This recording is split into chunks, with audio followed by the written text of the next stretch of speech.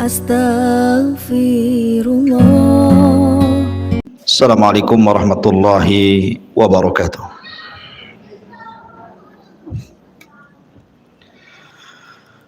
Alhamdulillah wassalatu wassalamu ala Rasulillah wa ala alihi wa sahbihi wa mawalah wa la hawla wa la quwata illa billahi wa ba'du. Qala Allahu azza wa jalla, ya ayyuhalladzina amanu taqullaha haqqa tuqatih wa la tamutunna illa wa antum muslimun. Wa qala sallallahu alaihi wasallam, man salaka tariqan yaltamisu fihi ilma sahhalallahu bihi tariqan ilal jannah.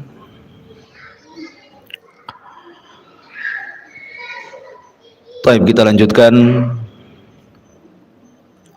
pembahasan kitab Al-Kabair karya Al-Imam Adz-Dzahabi rahimahullahu ta'ala. Dan kita masuk pada dosa besar yang ke-42, istri durhaka kepada suaminya. Ma'asyiral muslimat, ibu-ibu yang dirahmati Allah subhanahu wa ta'ala, kita tahu bahwa tujuan berumah tangga adalah menciptakan dua perkara. Pertama, mawaddah, dan yang kedua, rahmah. Dan itu difirmankan di dalam Al-Quranul Karim, wa min ayatihi an khalaqa lakum min anfusikum azwaja litaskunu ilaiha wa ja'ala bainakum mawaddatan wa rahmah inna fi dzalika laayatin liqaumin yatafakkarun. Dan dari tanda-tanda kuasa Allah, ayat-ayat Allah, Allah subhanahu wa ta'ala menjadikan kalian itu berpasang-pasangan. Ada suami, ada istri. Tujuannya adalah wa ja'ala bainakum mawaddatan wa rahmah, agar Allah subhanahu wa ta'ala jadikan kepada kalian itu mawaddah, saling mencintai, wa rahmah, saling memberikan kasih sayang sesamanya. Dan itu sebuah tanda kekuasaan Allah bagi orang-orang yang mau berfikir. Ini tujuan orang berumah tangga, maksudnya di dunia. Adapun di akhirat tentu tidak lain dan bukan tujuan berumah tangga itu untuk meraih surga. Karena tujuan rumah tangga itu bukan segala-galanya, tetapi wasilah. Ibarat kapal, kalau seandainya mengarah ke surga, naik di situ. Tetapi kalau kemudian mengarah ke neraka, turun dari situ. Karena rumah tangga itu wasilah dari wasilah amal soleh menuju surga. Itu di akhirat. Tapi di dunia, tujuan rumah tangga itu supaya tenang hatinya karena adanya rasa cinta dan juga kasih sayang di antara pasangan suami istri. Nabi Adam alaihi salatu wassalam ketika diciptakan oleh Allah subhanahu wa ta'ala, Allah subhanahu wa ta'ala tinggalkan Adam di sorga. Dan sorga kurang apa, Bu? Semua ada di sorga itu. Mala ainun ra'at wala udhunun sami'at wala khatara ala qalbi bashar. Kenikmatannya tidak pernah dilihat mata, tidak pernah didengar telinga, bahkan terlintas pun tidak, saking nikmatnya kehidupan sorga itu. Makanya orang itu ingin tinggal di sorga. Tetapi ketika Adam hidup sendirian di sorga, sorga yang demikian luar biasa nikmatnya membuat Adam takut. Karena hidup sendirian masalahnya. Makanya kemudian ketika Adam alaihi salatu wassalam tertidur, kemudian terbangun, rupanya di sampingnya ada pasangannya Hawa. Kemudian Adam bertanya kepada Hawa, siapa kamu? Man anti, siapa kamu? Maka Hawa mengatakan, saya Hawa. Disebut Hawa karena Hawa dicipta dari zat yang hidup, dari tulang rusuk Adam yang paling atas, yang paling bengkok sebelah kiri dekat jantung. Kemudian Adam bertanya lagi kepada Hawa, kamu diciptakan dari apa? Maka Hawa kemudian menjawab, diciptakan dari tulangmu. Makanya Nabi SAW bersabda, khuliqatil mar'atu min dila'in, bahwa wanita diciptakan dari tulang rusuk laki-laki. Kemudian Adam bertanya lagi, lalu apa tujuan Allah menciptakan kamu?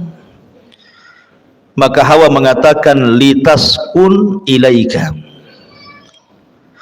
liaskuna ilaika, agar aku memberikan ketenangan kepadamu. Dari sini Allah Subhanahu wa taala berfirman, wa ja'ala bainakum mawaddatan wa rahmah wa min ayatihi an khalaqa lakum min anfusikum azwaja litaskunu ilaiha wa ja'ala bainakum mawaddata wa rahmah wa min ayatih, dan dari tanda-tanda ayat-ayat Allah, Allah menjadikan kalian berpasangan, litaskunu, supaya memberikan ketenangan, Bu. Jadi ibu diciptakan oleh Allah Azza wa Jalla berpasangan dengan suami ibu itu agar ibu bisa memberikan ketenangan kepada suami. Karena banyak suami itu harusnya ketika berumah tangga dia tenang, malah tidak tenang. Banyak suami-suami yang tidak tenang. Kenapa? Karena pasangannya, istrinya tidak bisa memberikan ketenangan. Lah Hawa itu diciptakan untuk memberikan ketenangan kepada Adam. Ingat ini Bu ya, saya kan konteksnya menasihati ibu. Kalau ada bapak-bapak tentu beda lagi ceritanya ya. Jadi saya fokus saja ke ibu-ibu ya. Jadi yang diserang ya ibu saja ya. Jadi posisi ibu itu litaskun, supaya memberikan ketenangan kepada bapak, bukan malah kemudian merepoti laki-laki sehingga rumah yang besar, uang yang banyak, kendaraan yang mewah tidak bisa tenang. Karena itu tidak bisa menenangkan, Bu. Harta sebanyak apapun laki-laki itu, mobil seindah apapun, uang sebanyak apapun, tanah seluas apapun, kalau di sampingnya tidak ada wanita, tidak akan tenang. Dan lebih tidak tenang lagi kalau wanita yang diharapkan ketenangannya tidak menenangkan. Makanya posisi ibu itu harusnya memberikan ketenangan. Jangan sampai kemudian menjadikan suami tidak tenang. Apa yang harus dilakukan oleh ibu? Wa ja'ala bainakum mawaddatan wa rahmah. Coba ciptakan rasa cinta. Macam mana suami cinta dengan saya, macam mana suami sayang dengan saya. Itu kan rahasianya ada di ibu, tidak perlu diajarkan. Karena begini Bu, laki-laki itu ada sisi emosi. Saya selaku laki-laki merasakan laki-laki itu ada sisi egoisnya, ada sisi emosionalnya. Yang bisa mengerem itu hanya agama. Tetapi kalau kita melihat suami-suami yang ada di umum sana yang kurang pendidikan agamanya, maka terkadang rumah tangga itu jadi pelampiasan, Bu. Jadi kalau dia ada masalah di luar, itu sansaknya itu ibu tuh yang jadi objeknya itu, padahal masalahnya di luar. Sampai ada kisah seorang laki-laki menceraikan 5 wanita sekaligus. Pernah dengar bu? 5 wanita sekaligus, 4 istrinya, 1 istri tetangganya. Gimana caranya itu? Kok bisa menceraikan istri tetangganya? Jadi laki-laki ini dia ada masalah di luar, mobilnya mogok, kendaraannya tidak sampai ke perusahaan, dia sudah emosi itu dengan mobilnya. Ketika dia emosi, telepon pula istri pertamanya, omongannya nggak enak. Akhirnya dia berjanji untuk menceraikan istrinya, pulang dia. Sampai di rumah, mana istriku yang pertama? Datang istri yang pertama, kenapa kau ngomong begini begitu? Anti talik, saya ceraikan kamu. Satu tuh kena cerai. Datang istri keduanya, kaget. Bang, salah apa istrimu tuh? Kenapa kau ceraikan dia? Bertakwalah kau kepada Allah. Marah lagi, namanya lagi emosi bu. Dipanas-panasi makin emosi. Oh kalau gitu kau ceraikan juga kau, katanya. 2 lah diceraikan. Datang lagi istri ketiganya. Kemudian ketika melihat 2 istri diceraikan, a'udzubillah, aku berlindung kepada Allah. Kenapa kau ceraikan 2 orang itu? Kamu juga ingin cerai? Aku ceraikan juga. 3 lah tuh. Datang istri keempatnya mengatakan, bang, kau sudah ceraikan 3 istrimu, sekarang tinggal aku. Ceraikan juga aku. Akhirnya diceraikan. Oh kau minta cerai juga? Anti talik, kalau gitu ku ceraikan juga kamu. Datang istri tetangganya, dengar kan, kok ribut-ribut. Ketika melihat laki-laki itu, kata istri tetangganya, a'udzubillah, hei fulan, aku berlindung kepada Allah, bagaimana bisa kau menceraikan dalam sekejap 4 istrimu? Lagi emosi bu. Oh kalau gitu saya ceraikan kamu sebagai wakil suamimu, kalau suamimu mengizinkannya. Datang suaminya, aku izinkan, katanya. Coba ingat, 5 perempuan dicerai dalam satu waktu. Itulah kisah seorang laki-laki menceraikan 5 istri itu gara-gara emosi bu. Artinya begini bu, dalam kondisi apapun ibu tidak tahu suami itu ada masalah apa di luar. Makanya kenapa seorang wanita itu digunakan atau difungsikan oleh Allah untuk memberikan ketenangan. Lihat Khadijah ketika Nabi SAW dalam kondisi ketakutan, kemudian dia datang kepada Khadijah dan mengatakan, dassiruni, dassiruni, selimuti aku, kata Rasul. Maka Khadijah pun menyelimuti Rasul dan masuk dalam selimut itu juga. Kenapa kemudian Rasul minta diselimuti? Karena salah satu yang bisa menenangkan itu selimut bu. Orang lagi takut biasanya sembunyi di balik selimut, itu ngurangi sedikit lah. Baru setelah tenang, baru Khadijah pun kemudian bertanya, ada apa? Maka Rasul menceritakan. Khadijah langsung mengatakan, wallahi demi Allah, engkau tidak mungkin dihinakan Allah. Orang sepertimu loh, orang baik gak mungkin dihinakan Allah dengan peristiwa seperti ini.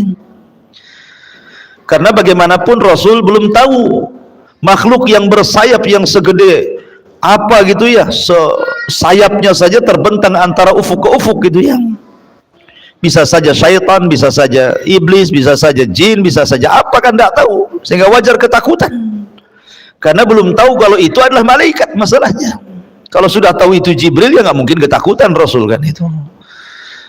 Maka Khadijah hanya mengatakan, wallah la yuhzikallahu abada, demi Allah orang sepertimu tidak mungkin dihinakan Allah subhanahu wa ta'ala. Engkau ini orang yang suka menghormati tamu, menyambung silaturahim, membantu orang, macam-macam sifat Rasul yang baik.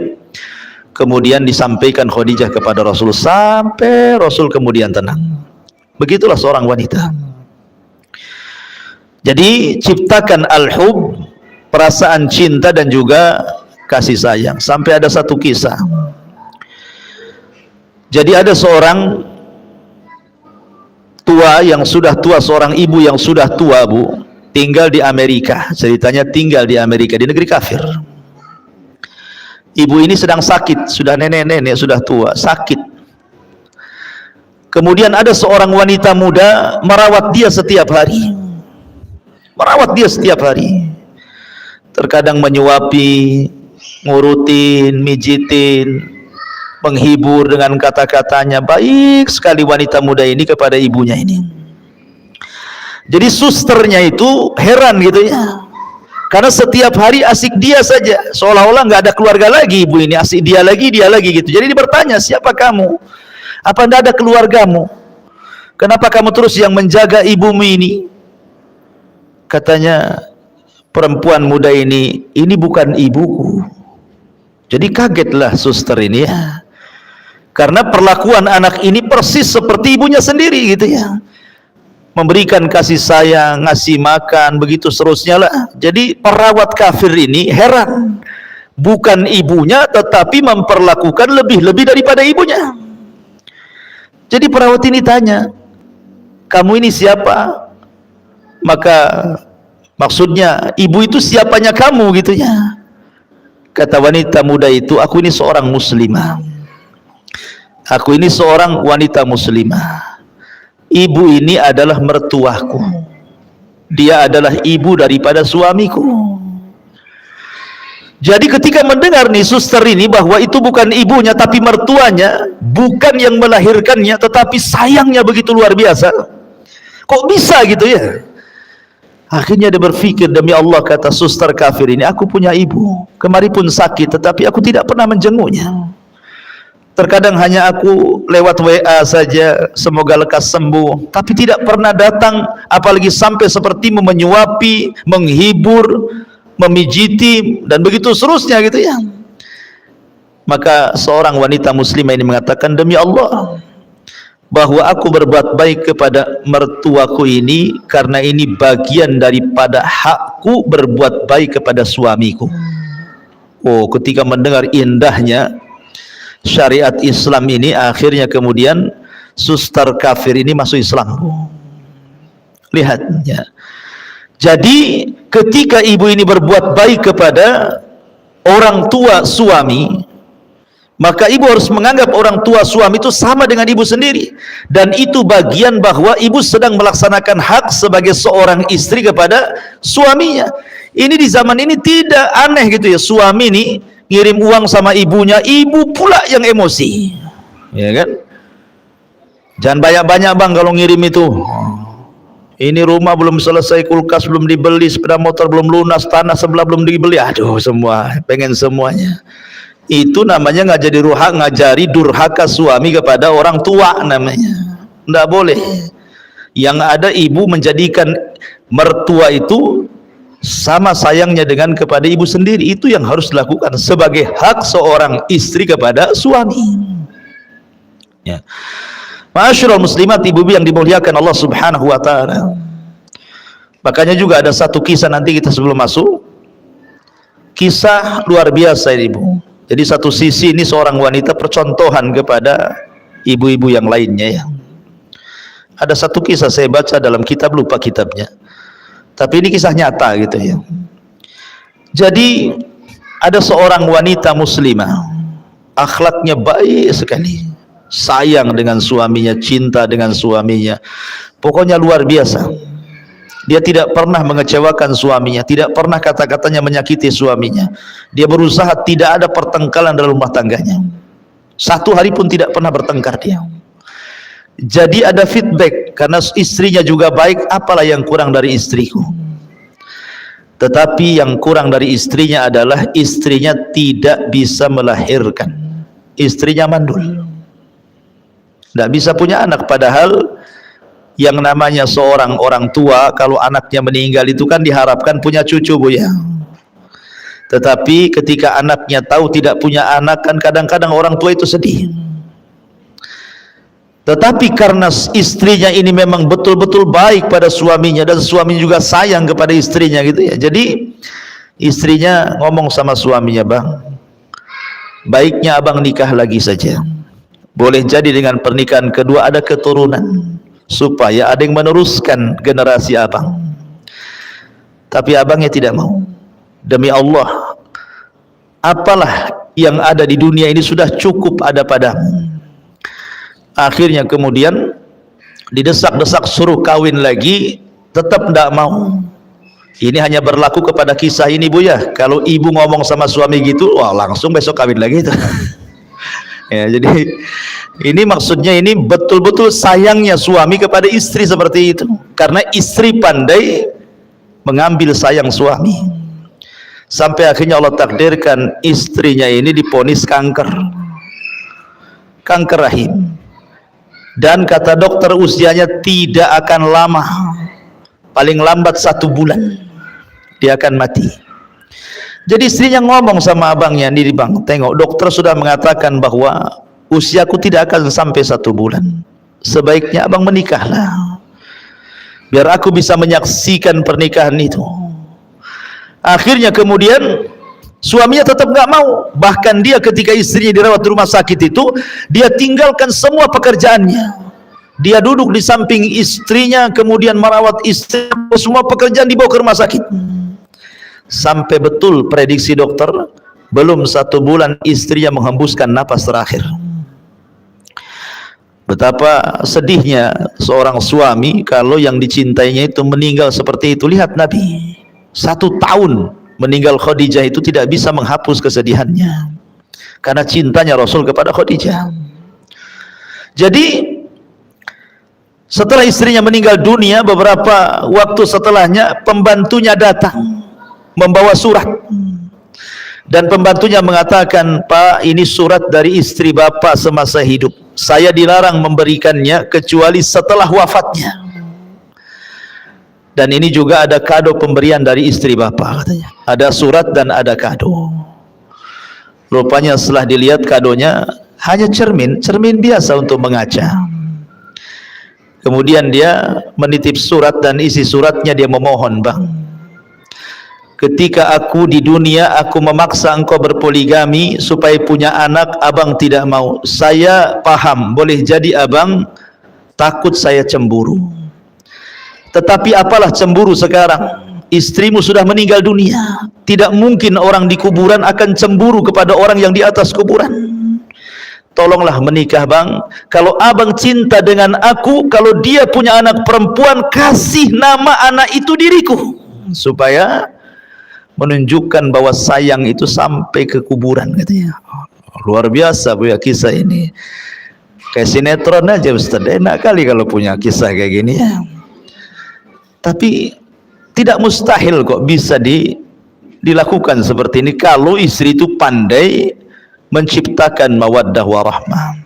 Lah salah satu Bu yang meretakkan rumah tangga, salah satunya yang meretakkan rumah tangga dan hilangnya mawaddah dan rahmah adalah durhakanya istri kepada suami. Apa itu? Ini kita akan bahas dalam kitab ini. Allah Subhanahu wa taala berfirman, wallati takhafuna nusuzahunna fa'idhuhunna wahjuruhunna fil madhaji' wadribuhunna fa in ata'nakum fala tabghu 'alaihinna sabila innallaha kana 'aliyan kabira. Perempuan-perempuan yang kamu khawatirkan akan nusuz. Nusuz itu selingkuh, melakukan perbuatan-perbuatan keji dalam rumah tangga. Tidak mesti selingkuh beneran dengan laki-laki, tidak. Bisa saja dia melawan dengan kata-katanya, bisa saja melawan dengan perbuatannya sehingga menjadikan suami marah dan emosi. Maka tugas suami fa'idhuhunna, pertama memberikan nasihat kepada istrinya. Wahjuruhunna fil madhaji, tidak bisa diberikan nasihat, pisah ranjang. Kalau wanita berakal, ketika suaminya saja tidak mau menyentuhnya, itu sudah sakit hati Bu. Kalau wanita itu berakal, ketika suami tidak mau menyentuh, apalagi tidur di tempat lain, istri di atas, suami di bawah atau lain kamar, itu sudah sakit hati. Tapi wanita zaman sekarang akalnya sudah nggak ada. Nggak apa-apa, tidurlah sana, katanya. Kadang-kadang wanita seperti itu ya. Wadribuhunna, kalau masih nekat juga, ndak mau sadar juga, ndak mau minta maaf juga, maka suami boleh memukul sebagai simbol itu akhir daripada nasihat. maka boleh seorang suami menceraikan.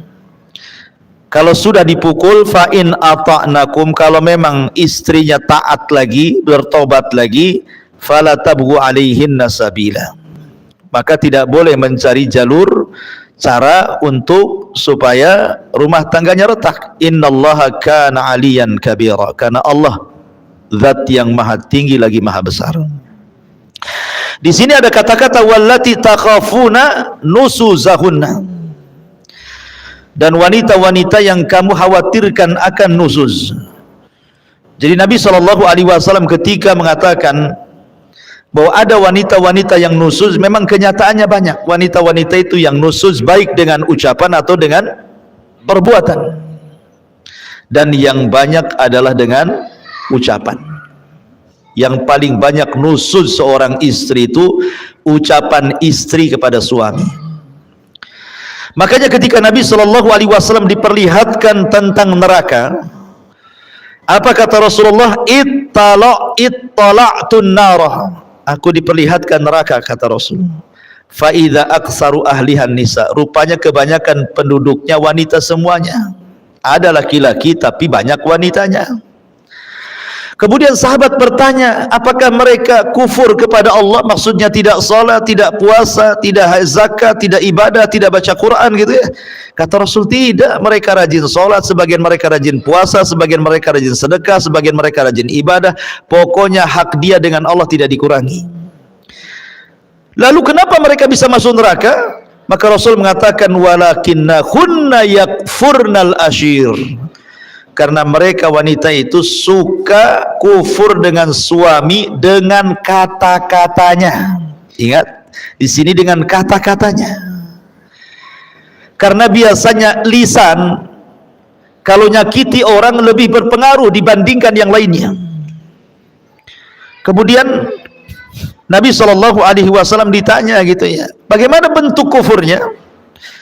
Maka bentuk kufurnya adalah apabila seorang suami banyak melakukan kebaikan kepada ibu, kemudian ada kesalahan satu kali, tiba-tiba ibu mengatakan, engkau belum pernah berbuat apa-apa kepada saya. Abang ini sebenarnya tidak cinta sama saya. Abang ini tidak pernah memberikan perhatian. Abang ini begini-begini. Intinya bahwa menghapus semua kebaikannya. Harusnya seorang istri sebelum ngomong yang nyelekit kepada suami itu, la yafruku mu'minun mu'minatan. Baik seorang istri memandang suami, suami memandang istri, sebelum mengeluarkan kata-kata itu, Bu, timbang pasangannya itu. Baiknya seberapa, buruknya seberapa. Kalau seandainya keburukannya hanya 30%, kebaikannya 70%, lalu kenapa kemudian ibu ngomong seperti itu? Itulah yang disebut dengan insaf dalam rumah tangga namanya. Insaf dalam rumah tangga itu sebelum ngomong, timbang-timbang dulu. Suami ini lebih banyak baiknya atau lebih banyak buruknya gitu loh. Supaya seimbang rumah tangga, dan disitulah kemudian suami akan tenang karena ibu yang memberikan ketenangan.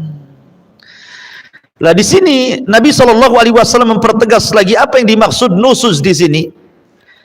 Nabi mengatakan, idza da'a ar-rajulu imra'atahu ila firashihi falam ta'tihi fabata ghadbana 'alaiha la'anatha al-malaikatu hatta tusbiha. Apabila seorang suami mengajak istrinya ke tempat tidur, tetapi sang istri menolaknya, sehingga sang suami marah-marah sepanjang malamnya dongkol, maka para malaikat akan melaknat ibu tersebut atau istri tersebut sampai datang waktu subuh. Subhanallah. Di dalam hadis, Bu, ada yang mengatakan apa? Idza tazawwaja ahadukum faqad istakmala nisfa dini. Apabila seorang itu menikah, berarti seseorang sudah mendapatkan separuh agama, kan gitu ya. Ibu dapat separuh agama, bapak pun dapat separuh agama. Apa yang dimaksud separuh di sini? Separuh agama yang dimaksud dalam rumah tangga adalah kebutuhan biologis. Ya Ibu ya. Jadi separuh agama itu artinya kebutuhan biologis. Karena kalau orang tidak berpasangan, tidak punya istri atau tidak punya suami, cenderung maksiat kepada Allah Azza wa Jalla. Cenderung maksiat kepada Allah Azza wa Jalla, berzina, zina mata, zina telinga, zina pikiran, bahkan terkadang dibenarkan dengan zina kemaluan gitu ya. Tetapi ketika kemudian seseorang menikah, semua terjaga. Dari sinilah makanya apabila seorang wanita atau laki-laki kemudian menikah, maka separuh agama sudah ibu dapati dan separuh agama suami sudah dapati. Kenapa? Karena sudah terpenuhi hajat biologisnya, sudah terpenuhi ya. Jadi separuh agama itu adalah hubungan suami istri. Makanya kalau seandainya seorang wanita kemudian diminta oleh suaminya kok menolak gitu kan, makanya kenapa syariat Islam itu sampai betul-betul mengutuk wanita itu, sampai diutus malaikat yang khusus melaknat. Jadi ada malaikat-malaikat tubuh yang diutus oleh Allah, dia kerjanya yang laknat saja, melaknat orang. Dia nggak ada lagi kerjanya malaikat itu. Dia tugasnya hanya melaknat, mengutuk. Nah itu saja. Dan salah satu malaikat itu yang suka melaknat dan mengutuk itu akan mencari ibu-ibu di malam hari. Siapa yang suaminya dongkol gara-gara ibu, siapa yang suaminya marah gara-gara ibu, gara-gara hubungan ranjang, maka malaikat itu akan terus mengutuk-ngutuk ibu walaupun ibu sedang tidur sampai subuh. Bayangkan kalau Allah takdirkan ibu tidak bangun lagi tuh, ibu meninggal dunia sementara sedang dikutuk-kutuk malaikat, apa jadinya tuh ya. Makanya di sini kenapa kemudian Imam Zahabi rahimahullahu taala memasukkan durhaka kepada istri dalam bab hubungan suami istri yang khusus itu bagian daripada dosa besar. Dalam riwayat yang lain, idza batatil mar'atu hajiratu firasha zawjiha la'anathal malaikatu. Apabila sang istri semalam menjauhi tempat tidur suaminya, maka para malaikat akan melaknatnya. Maksudnya kalimat menjauhi ini Bu, bisa secara hissi, bisa secara maknawi. Secara hissi, ibu pindah ranjang ya, dengan alasan apalah, tidak mau tidur sama suaminya, itu secara hissi. Secara maknawi gitu ya, suami tidak tertarik sama ibu ya. Ya maaf, mungkin kadang suami tidak suka dengan istri, mungkin ngoroknya keras gitu kan. Ada istri itu ngoroknya 1 kilo kedengaran, kok gitu kan. Suaminya baru datang capek-capek, harusnya itu kan istri kan di rumah nggak ngapa-ngapain, ya kerja juga sama. Kalau bisa itu, kalau tahu memang ibu tukang ngorok, biarkanlah suami tidur dulu kan gitu ya, baru ibu tidur. Sebab kalau ibu tidur dulu udah suami capek kena ngorok, ibu kan double tuh ya capeknya itu kan, dongkol di perusahaan, dongkol pula sama ibu ya. Artinya ada menjauh secara maknawi, atau mungkin dandanan ibu kurang menarik gitu ya, sehingga kemudian suami ini tidak suka, malas tengok ibu. Habis di jalan dia nengok perempuan-perempuan seksi, sampai di rumah pula ibunya malah menggunakan pakaian-pakaian nggak jelas, atau malas dandan, badannya ndak wangi, pokoknya nggak selera lah ibaratnya gitu ya. Itu juga maknanya menjauh secara maknawi tuh. Kalau hissi jelas-jelas ya, umpamanya tidur di bawah aja lah kan gitu ya. Tapi secara maknawi, secara maknawi ini yang banyak ini biasanya ya, karena seolah-olah karena sudah rumah tangga lama, anak sudah 3, 4 gitu, suami tidak mungkin ini juga asal-asalan, tidak begitu Bu. Nabi SAW itu ketika menikah dengan Aisyah radhiyallahu anha sudah tua gitu ya, dan sebagian istri Rasul juga banyak yang sudah tua, tapi mereka mencontohkan bagaimana menjadi seorang istri Nabi dan akan dicontoh oleh istri-istri umat Nabi SAW sampai hari ini. Maka bahagiakan suami. Kemudian Rasul juga mengatakan, walladzi nafsi biyadi ma min rajulin yad'u imra'atahu ila firashiha fata'ba alaihi illa kana alladhi fis sama'i sakhitan 'alaiha hatta yarda anha zawjuha. Demi zat yang jiwaku berada di tangannya, Ketika ada seorang suami mengajak istrinya ke tempat tidur tetapi sang istri mengabaikannya, maka zat yang ada di langit akan murka kepada wanita tersebut sampai suaminya ridha kepadanya. Bayangkan zat yang ada di langit. Siapa? Allah. Allah akan murka. Ya. Pertama malaikat sudah murka, ini zat yang maha pencipta murka kepada kita, ini kan luar biasa, Bu. Ya. Kalau Allah sudah murka, siapa yang bisa meredam kemurkaan Allah? Makanya kenapa kemudian Imam Zahabi memasukkan minal kabair, dosa besar. Bahkan dalam riwayat, la yahillu limra'atin antasuma wa zawjuha syahidun illa bi'idni wa la ta'zana fi baitihi illa bi'idni. Tidak halal artinya haram. Ketika Rasul mengatakan tidak halal, berarti kebalikannya haram. Seorang wanita berpuasa sunnah sementara suaminya hadir, suaminya tidak kerja, suaminya di rumahnya, tidak boleh kecuali izin daripada suaminya. Izin pun kalau seandainya paginya diizinkan kemudian siang dia minta, batalkan, Bu. Bagaimanapun melayani suami hukumnya wajib, tapi puasa sunnah ya sunnah, al wajib muqaddam ala sunnah, yang wajib lebih diutamakan dibandingkan yang sunnah. Jangan banyak alasan, lah kan abang tadi ngizinkan pagi, masa sekarang nggak usah ada alasan, ngapain buat alasan. Ibu ini kan puasa cari pahala, ini pahala yang lebih besar di hadapannya, kenapa pula mempertahankan pahala yang kecil, mengabaikan pahala yang besar, kan aneh jadinya. Ya. Nah, itu juga sebuah perhatian, karena sekali lagi bahwa salah satu tujuan berumah tangga itu menciptakan kebahagiaan, dan 50%-nya bicara tentang biologis hubungan suami istri. Ya.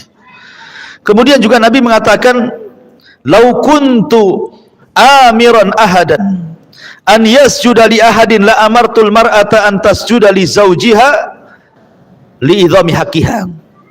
Kalaulah saja aku dibolehkan untuk menyuruh seorang agar sujud kepada yang lainnya, niscaya aku perintahkan istri sujud kepada suaminya karena besar haknya. Begitulah. Maka jangan pernah menentang ajakan suami. Jangan pernah ada alasan, saya ini capek Ustaz, dari pagi lah saya ini masaklah, inilah itu dan lain sebagainya, ya kan? Memang hidup di dunia kan capek, Ibu. Siapa yang tidak capek? Hidup di dunia ini capek. Tidak ada yang tidak capek, ya kan? Semua jadi ibadah gitu ya. Makanya sekecil apapun dalam urusan rumah tangga itu jadi ibadah, Bu. Contoh, Bu, pandangan, an-nazar. Apabila seorang pasangan memandang pasangannya yang lain, suami memandang istrinya, istri memandang suaminya, nazaran, dengan pandangan yang menyenangkan, maka Allah akan buat pandangan itu menjadi pandangan rahmat, Bu. Jadi kalau ibu memandang suaminya karena sayang, karena cinta, maka Allah ganti pandangan ibu itu menjadi pandangan rahmat kepada suaminya. Ya, Bu, ya.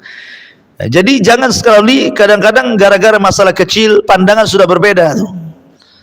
Istrinya pengen dibelikan apa sama suaminya kan, mungkin sudah janji tak sebulan 2 bulan mau belikan cincin umpamanya gitu ya. Bang, abang kan udah janji mau belikan cincin 5 gram jadilah bang, katanya. Kata abangnya, nantilah, belum ada uang. Mulai pandangannya sinis, beda tuh. Kan? Jangan, Bu, ya, jangan seperti itu. Kalau bisa stabilkan sajalah pandangan itu. Nah, perlu kemudian gara-gara itu kemudian sinis pula gitu, supaya suaminya dibuat pula persoalan, supaya suaminya betul-betul belikan ibu emas, dibuat gara-gara lah bahasanya kan. Jadi mandang saja pahala. Apalagi kalau lebih daripada itu, turun dari pandangan ke lisan, senyum. Senyum ini terkadang pengaruhnya lebih besar dibandingkan bicara, Bu. Ya. Senyum itu bisa lebih besar pengaruhnya dibandingkan orang bicara, merayu. Ya. Tetapi senyum itu pengaruh luar biasa. Saking berpengaruhnya senyum itu sampai Rasul mengatakan, loh, tabassumuka li akhika sadaqah. Senyum kamu kepada saudaramu itu dianggap sedekah. Loh, bagaimana kalau seorang istri senyum kepada suami? Tidak pernah senyum terus, kan enak, Bu, kalau orang senyum terus. Ya, kayaknya suami itu kayaknya tenang, kayak pengen pulang terus. Walaupun merasa salah itu kalau nengok senyum istrinya itu tenang, Bu. Ya. Tapi kalau ibu sudah menampakkan apa namanya wajah seramnya ya, gimana suami akan tenang? Senyumlah walaupun ada masalah, senyum. Terkadang aneh, ada seorang istri lagi masalah dengan suaminya, tiba-tiba ada telepon dari kawannya, sempat-sempatnya dia tertawa dengan kawannya di saat dia sedang bermasalah dengan suaminya. Padahal tertawa dan senyum kepada kawannya dalam telepon itu dibuat-buat karena hatinya dia sedang dongkol gitu loh. Kalau dia bisa membuat senyum pura-pura kepada kawannya seolah-olah tidak ada masalah, kenapa tidak bisa buat pura-pura senyum kepada suaminya, Bu? Kan gitu ya? Kan aneh jadinya. Kok sama orang bisa pura-pura, kok sama suami tak bisa pura-pura gitu ya? Buatlah senyum pura-pura, ada apa-apa senyum pura-pura. Masalahnya gini Ustaz, saya kalau senyum-senyum kepada suami apa kau katanya? Ada apa? Ya karena ibu jarang senyum. Jadi kalau ibu senyum, suami udah deg-degan tuh jadinya. Ini jangan-jangan ada maunya nih kan gitu ya. Nah, tapi kalau orang senyum terus kan nggak curiga suami itu. Ini jarang senyum, sekali senyum pasti ada apa-apa itu di balik senyum tuh. Makanya apalagi kalau tambah daripada pandangan senyum sampai kepada kata-kata, sampai kepada perbuatan. Maksudnya perbuatan itu ibu menyenangkan suami, betul-betul menyenangkan gitu ya. Mampu menjaga badan, maaf ya, mampu menjaga badan. Ini enggak gitu ya. Makin bulan kok makin tambah lah beratnya ini. Timbangannya sampai jarumnya nggak ada lagi angkanya. Ya. Jadi jagalah penampilan, jaga pakaian, jaga semuanya, nggak masalah. Saya sudah tua Ustaz, nggak ada agama itu, nggak ada tua, nggak ada muda. Ya, agama itu semua sama. Ya, mau tua, mau muda, mau baru kawin, mau sudah lama kawin, semua sama. Karena inti rumah tangga itu adalah mencari redha. Sementara suami itu ibaratnya ibu bagi suami. Kalau keridhaan Allah itu di tangan seorang ibu bagi suami, maka keridhaan Allah bagi istri ada di tangan suami. Mana dalilnya? Lihat hadis selanjutnya. Ungduri aina anti minhu fa innahu jannatuki wa naru. Berkata Aman bin Muhsan, aku pernah menceritakan suamiku kepada Nabi SAW. Lalu dia mengatakan, kata Nabi SAW ketika dia mengatakan, bagaimana kondisimu dengan suamimu? Kata wanita ini, aku sudah berusaha keras membahagiakan suamiku kecuali apa yang aku tidak sanggup, kata wanita ini. Maka Rasul bersabda, lihatlah di mana posisimu di hadapan suamimu.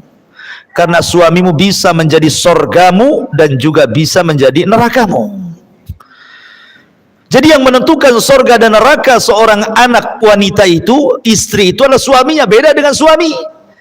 Kalau suami yang menentukan sorga dan neraka ibunya, orang tuanya, karena haknya lebih besar dibandingkan kepada istri dan anaknya.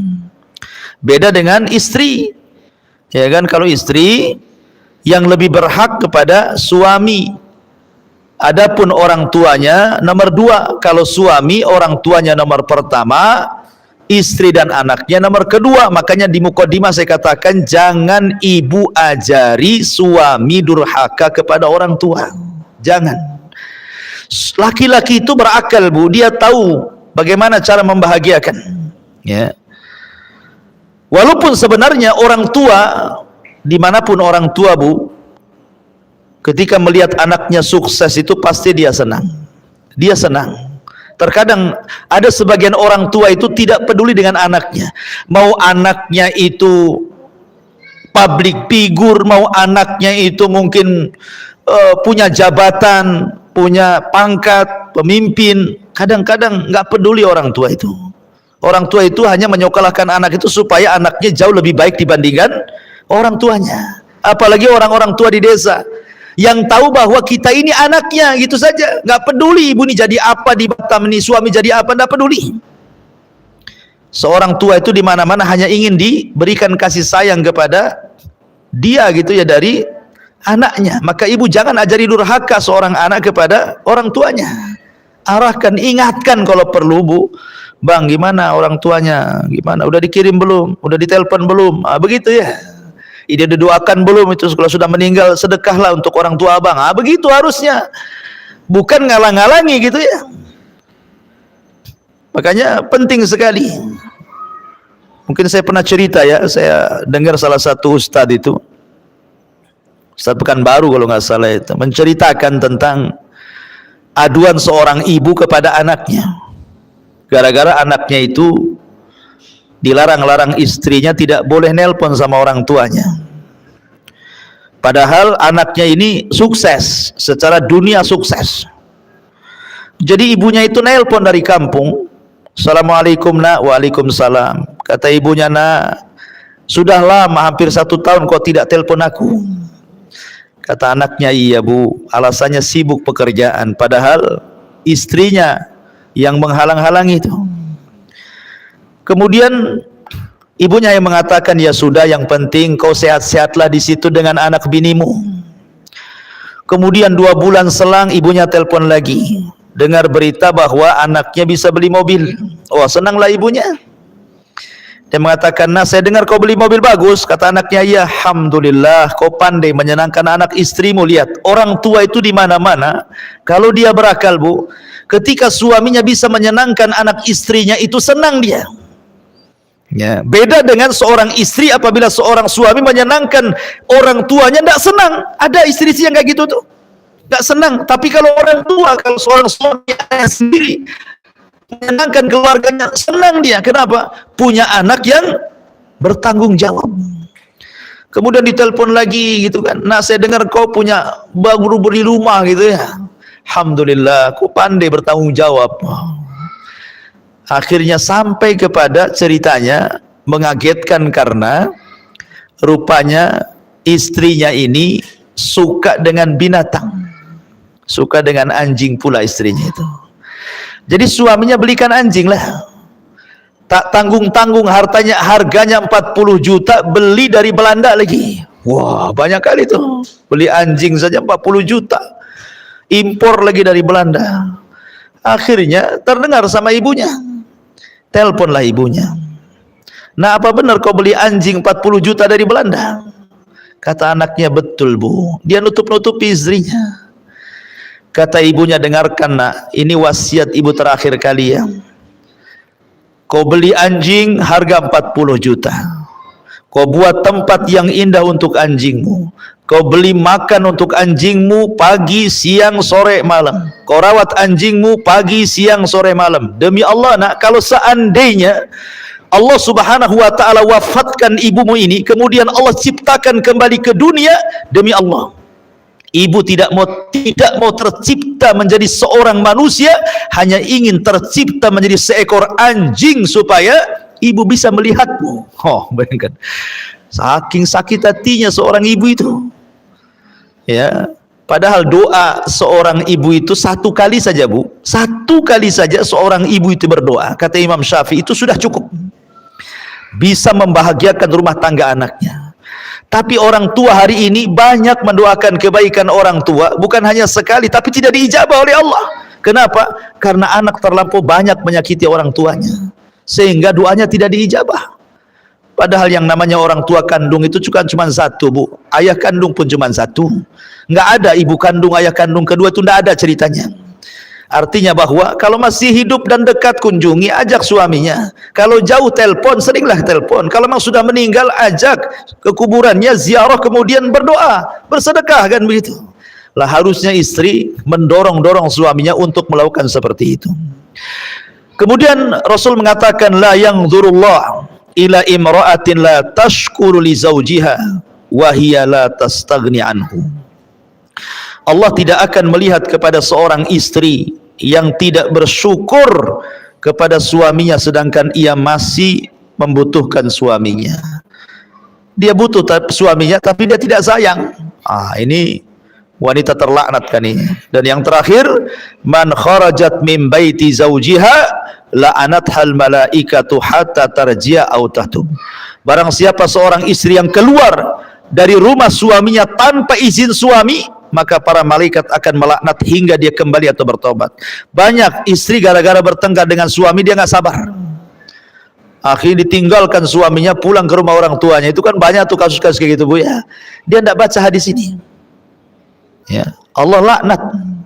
Kalau ada permasalahan dengan suami, maka cobalah cari solusi berdua. Kalau tidak sanggup, maka libatkan keluarga, atau mungkin ustadz-ustadz, atau mungkin wejangan-wejangan dari tokoh-tokoh yang mungkin dekat dengan suami, atau bisa mendamaikan, atau bisa menenangkan. Yang jelas jangan terburu-buru keluar, apalagi tanpa izin suami. Itu ada masalah. Tidak ada masalah saja tetap dilaknat. Makanya biasakan, Bu, keluar ke tetangga saja, izin sama suami, walaupun suami lagi kerja, WA lah gitu, bang saya mau ke rumah tetangga gitu ya, minta izin, apa salahnya? Apalagi jauh, apalagi ada masalah ya. Maka ini harus diperhatikan dosa besar yang seperti ini, karena bagaimanapun itu penentu surga dan neraka ibu di hadapan suami. Wallahu a'lam bishawab. Ini yang bisa sampaikan, mudah-mudahan ada manfaatnya. Atau mungkin ada pertanyaan, silahkan kita buka tanya jawab.